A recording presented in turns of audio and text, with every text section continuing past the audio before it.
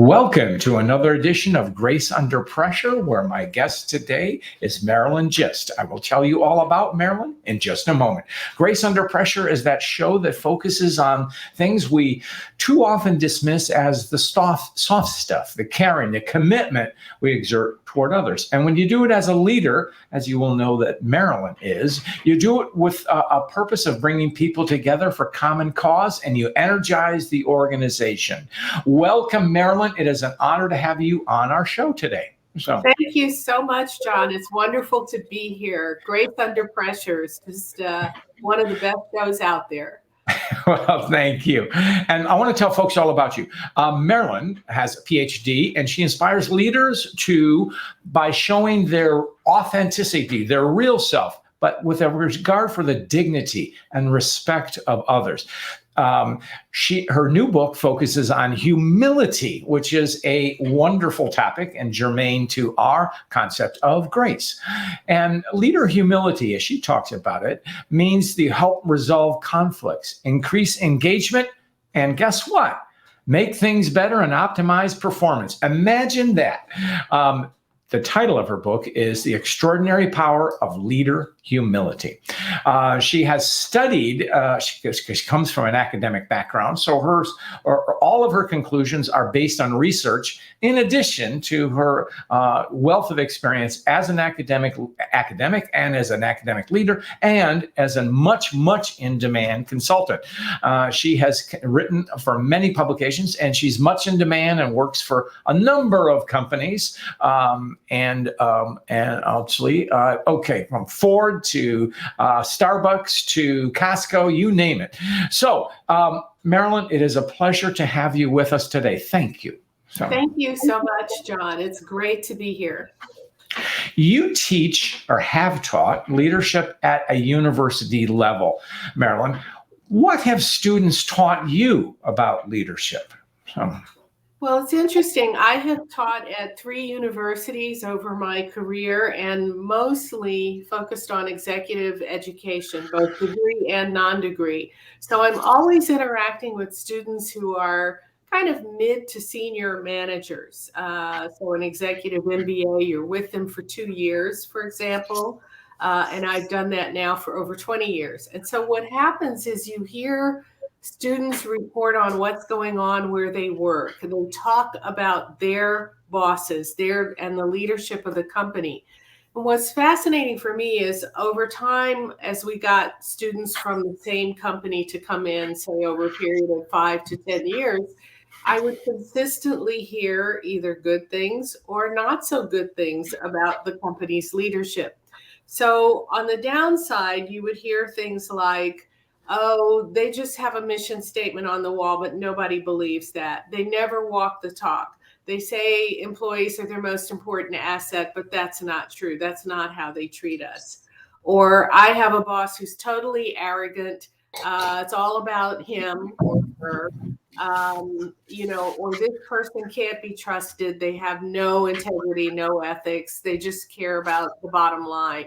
So those sorts of comments began to load for me on one side of the balance sheet. On the other, I would hear really wonderful things, people who would go to the ends of the earth if they could for the leaders they worked for. And I'll talk maybe a little later about who some of those people were. But they would just say this person's humility, their kindness, their authenticity are just so rare and so special. We would do anything to make the company succeed and to satisfy that person. So I began to notice that there were consistent themes with some companies. And when I listened to the themes, it also correlated with the company's performance. There were companies that would be struggling, whose leaders were not perceived to be good, companies whose leaders would be perceived to be great, who were doing quite well. And this is what really I learned from my students that led to some of the deeper research, John. Great.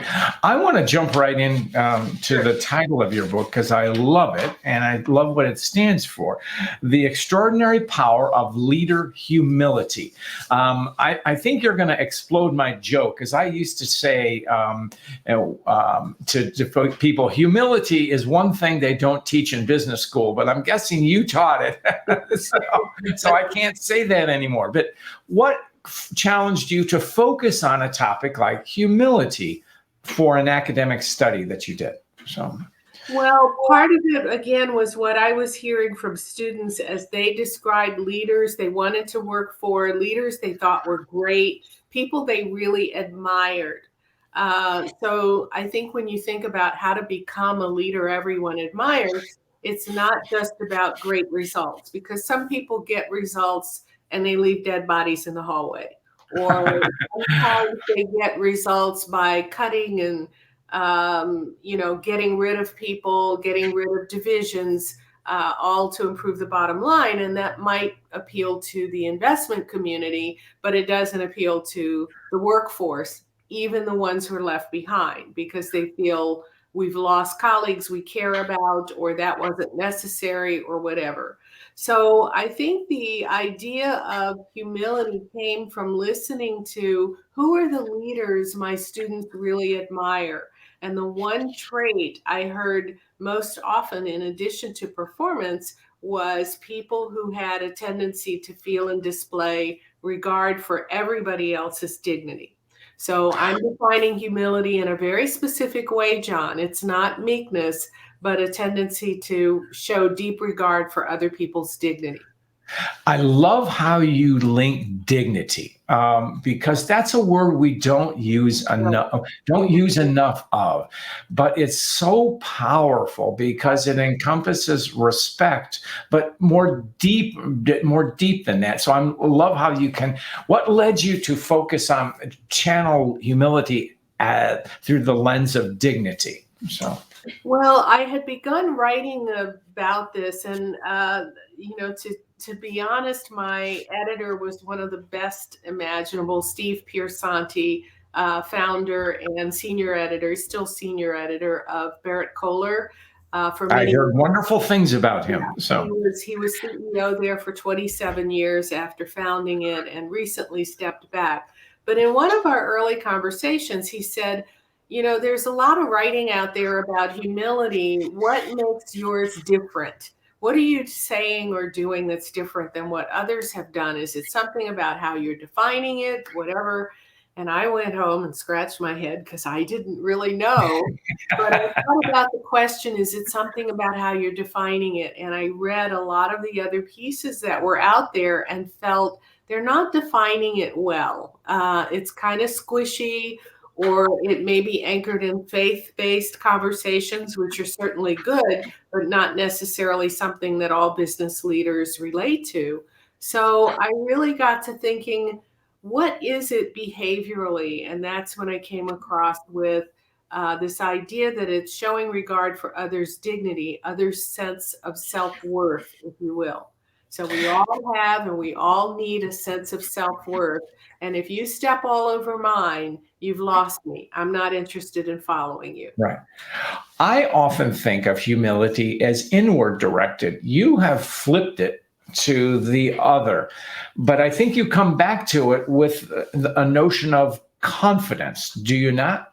Yes. So confidence and humility are not at odds with each other. I believe leaders need a vital confidence in order to do the job well, but they want to avoid steering into arrogance. Arrogance and confidence are not the same thing, and arrogance is opposed to humility. So confidence is not. You can have a belief that you have the skills and the capability to lead an organization, that you know your strengths and your weaknesses. That's confidence.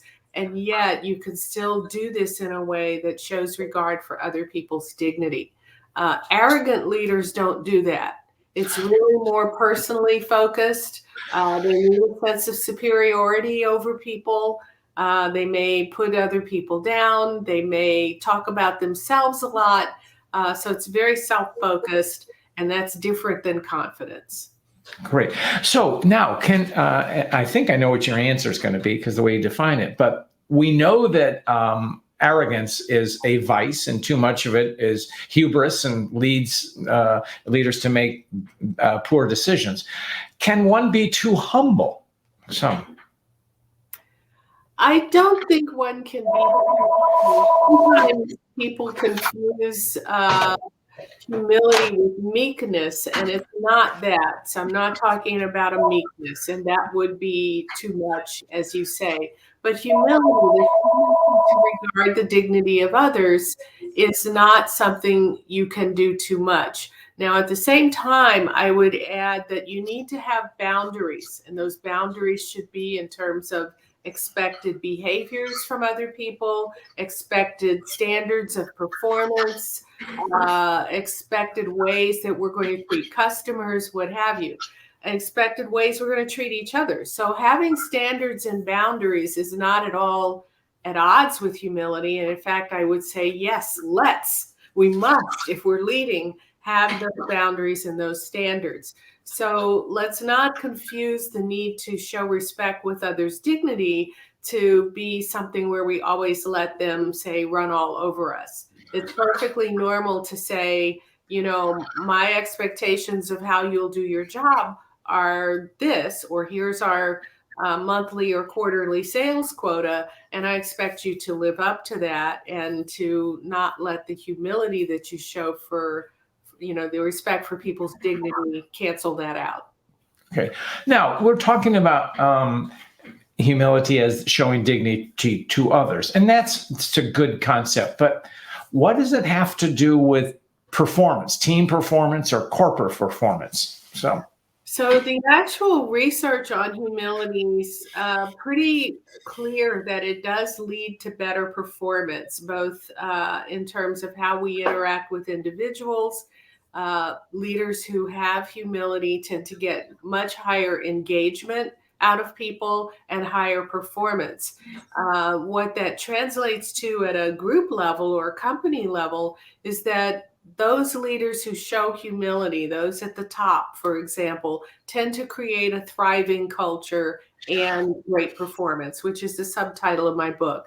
And let me give an example of, someone you and I have both interacted with, and that's Alan Mulally, who was brought into Ford. There's a great book by Bryce Hoffman called American Icon, which basically is the turnaround of the Ford Motor Company during the Great Recession. But the hero of this story is Alan Mulally, who came in when the company was losing $17 billion that year. As he says, it wasn't a forecast error. We achieved that. So big problems. And in a fairly short period of time, really galvanized the 300,000 people in that organization globally and turned that company around. And part of how he did that is his working together management system, which is anchored in humility. That's how I got him to write a chapter in the book on that. But he basically believes that leaders are responsible for creating a climate around certain expected behaviors. And those begin with people first, love them up, respect and support everybody, and so forth. So he has a set of very clear behaviors, and he holds his entire leadership team and everybody below that to those standards. And part of what that does is it very quickly creates trust. It created engagement. It allowed the problems to come forward so that you could resolve those. As Alan says, you can't manage a secret. So if people are in a state of fear or intimidation, they're not going to tell you things that are wrong because they're afraid they'll get clobbered. But when you have an environment that supports others' dignity, they will start coming forward in a proactive way so that you collectively can resolve issues. And that's how he turned that company around. So humility it's an extraordinary story. Yeah. So I think my question was, but I think I know the answer. So a leader shows humility. Is it contagious, Marilyn? So That's a really good question, John. I haven't been asked that before. I would say largely so it is, that it becomes the dominant cultural norm that we have. So leaders kind of create a container for how we're going to work together. And when they set that standard, behave that way themselves, and hold others accountable, it quickly becomes contagious.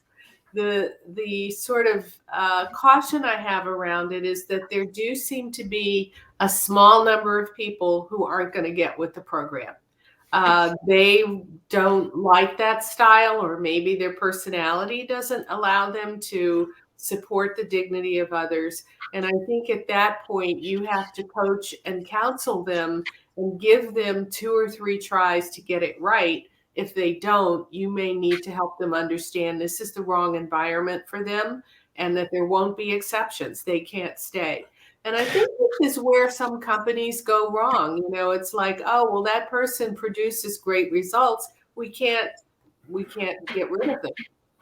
Oh, yes, I have heard that. How the myth of the great results, Right. And that's why my little theory is that so many bullies are tolerated by senior management because they make the numbers.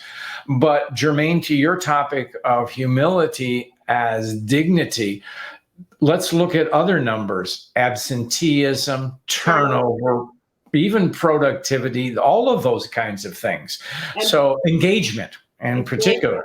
Productivity is actually suffering, and that's what many senior leaders don't realize by hanging on to these people who are, as you say, the bullies, or violating other people's dignity in other ways. I mean, we hear lots of cases of sexual harassment, racist comments. Those are other ways in which people violate others' dignity. And sometimes senior leaders know that and they don't deal with it.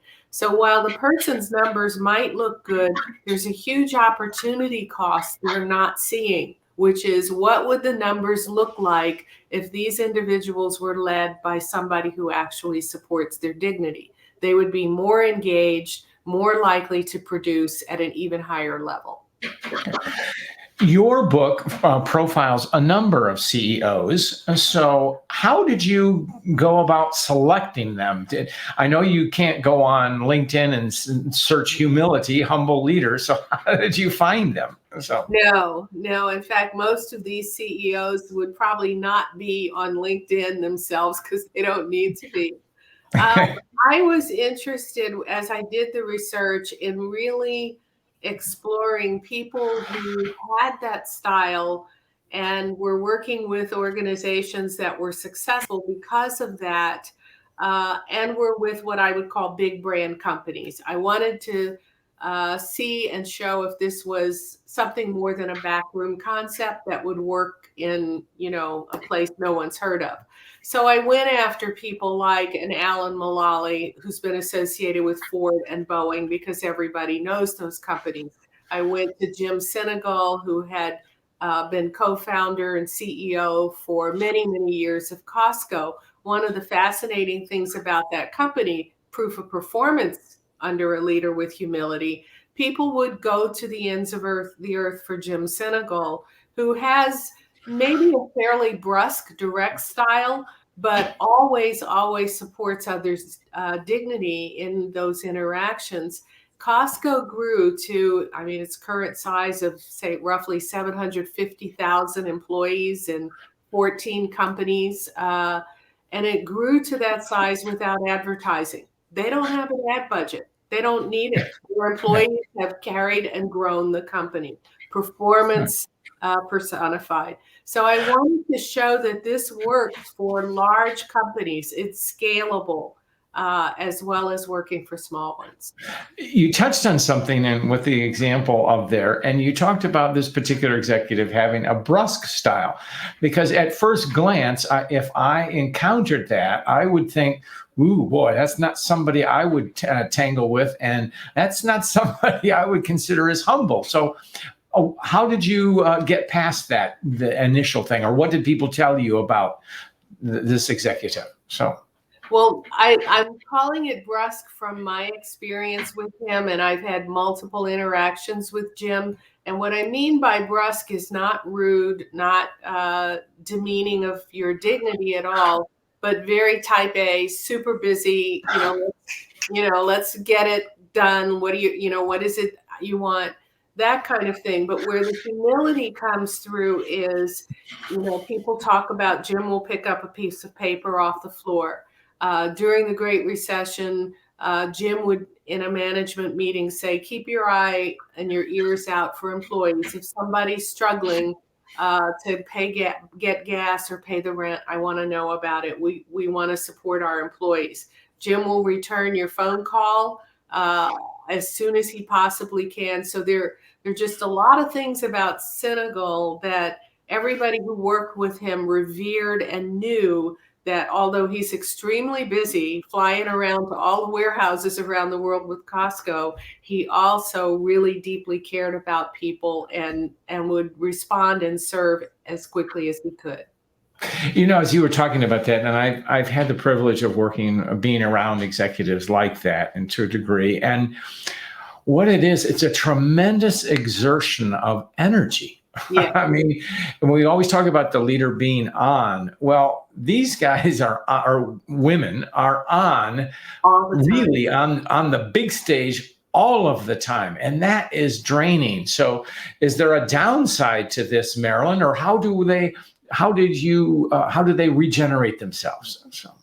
That's a good question. One of my observations with top CEOs, meaning big brand companies, big demands because of the big size, is that they are often individuals who are endowed with tremendous energy naturally. I mean, many of them, not all of them, work out, they eat well. But I've also observed that many belong to the I don't need a lot of sleep club.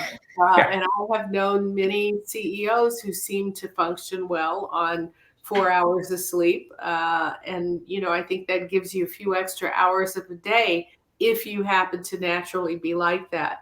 I found others who say they try to balance their work and family time. Others who say they try to get time off for vacation, but I don't think they can ever really turn it off. I think their cell phones are always following them, and so are the problems of the organization. Right. I mean, if you're the CEO, it's 24/7, even if you're in Fiji, whatever. Exactly. Whatever. But I do know, and it's funny you say that, because here's the thing. I know they will tell their executives, their direct reports, I want you to disconnect from email, but or whatever. But but they may not follow their own advice on that particular thing. Exactly. So, and that's a challenge, because so often, I mean, if we're in an organization, we want to succeed, we play follow the leader. And what do I mean by that? If the boss stays till 8 o'clock, I still till 8 o'clock. And that's one of the things I coach, and I'm sure you do too. Hey, do you have to be in the office till 8 o'clock? Because everybody else around you is there. And they go, well, I don't mean it. Well, your physical presence shows it. So yes. And that's a challenge. That is the challenge. So, your book of the excuse me, I want to get the title right. I have a P brain here. The Extraordinary Power of Leader Humility. What's the 30-second takeaway that anybody's going to get from this book, Marilyn? So. It is going to give you the behavioral skills or behavioral knowledge that correlates with becoming a leader everyone admires. It will help drive results for you, and it will also help you create a culture that is thriving, that people want to be in, including you. Great. Love it. And you have something that I kind of skipped over early, but you have 3 questions for every leader. How did you come up with, what are they, and why did you choose those questions? So these are questions that emerged from my listening over the years to the kinds of comments my students would make about the senior leaders they worked for. And what it made me realize is leaders are always being observed, always being watched. And people watching want to know three things. They want to know, who are you? Meaning, what kind of person are you? Your integrity and your ego are the main tip-offs. They want to know where we're going. So what the direction you set in terms of compelling vision and the nature of the strategies, whether those are ethical or unethical, really guide people in this sense of, do I want to follow you? Do I want to go where you're asking us to go? And then the third one really is, do you see me? Am I just a cog in the wheel to you, or do you get that I'm a human being? And so do you include me in decisions that are going to have a significant impact? Are you concerned about my long-term development? Or am I just is your interaction just transactional? You think I'm being paid to do a job, and that's all that you should care about. And I'm going to suggest, we're coming off of the work from home pandemic, and we're going through this great resignation now, where 20 million people in the last few months have resigned from their jobs. Companies are having a hard time hiring. And some of that may be around displacement and just what happened in the pandemic. But we also know that the main reason people leave a job is due to the manager. And I think this notion of not caring much about the employees, not caring about their long-term interests, is coming back to haunt a lot of people now. Undoubtedly. Now, sadly, we are racing through our program. I could go for another hour on this, but I ask every guest a story about grace. And I know you have something to contribute, Marilyn. So what's your story of grace that you wish to share with us?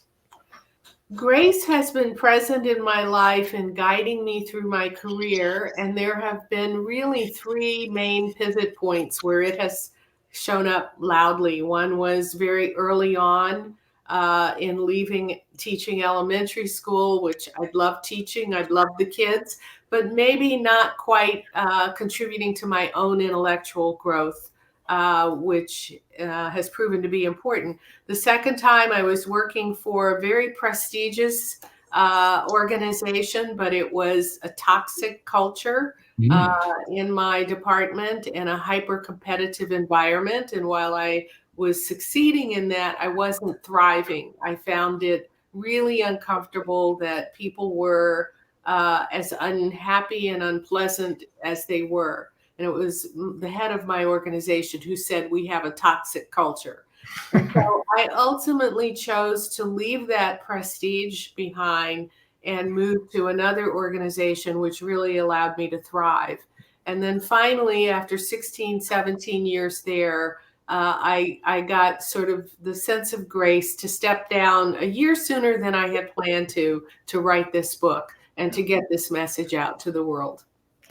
Well, we are thankful for that moment of grace, because it is a wonderful book and it will change lives. And if not change lives completely, but open a window into our better angels, as Lincoln would have said. But also, I love the way you frame humility in the context of the other in a positive. It's about dignity. And I'm going to just ask you a little side question. One of the things about dignity is also the dignity of work. Did you encounter that in your research? So. It wasn't the primary topic, but I think leaders who have humility try to craft an environment of work and try to steer the work itself to what supports other people's dignity. So yes, I think it comes in indirectly, but you could spend a whole research stream looking at the dignity of work, and I didn't go down that road. That's okay. No, well, you've taken a chunk away, and I think actually overall you have addressed it, because by treating the person, the employee, with dignity as a contributor, that's a recognition of what you do has dignity. Yeah, so that's my non-academic, non-research answer. Yes, but it works. It's great. Okay. Marilyn, how can people find you? So. So very easy. Just go to www.marilyngist.com. That's one word, Marilyn Gist. And my website reveals quite a bit. There's a bio there. There's a resources tab that will point you to assessment tools for leader humility that you can take in the privacy of your own home. An upcoming course I'll be doing with Alan Mullally. We have an early sign up list for that. And just other information on this topic. Certainly click for the book and so forth. So www.marilyngist.com. And we will put that link into the show notes so everybody will get it. Marilyn, what a pleasure has been to have you, and thank you for spending time with us today. Thank you, John. It's been a wonderful conversation.